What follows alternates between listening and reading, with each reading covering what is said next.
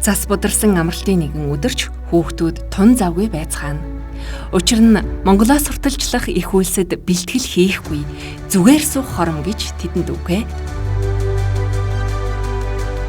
Гимнастикаар хичээлдэг 500 гаруй тамирчин хүүхдүүд дусал хүс бүрийнхээ үр шимийг хүртэхээр хичээнгүйлэн инэл зааланд бэлтгэлээ хийдэг.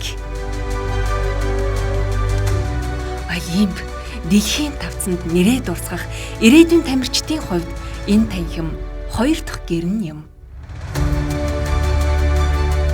Unitel Group харилцагчтайгаа хамтран шинэ жилийн баяраар тэдэнд нэн хэрэгцээтэй байсан спорт заалны агааржуулалтын системийг бэлгэллээ.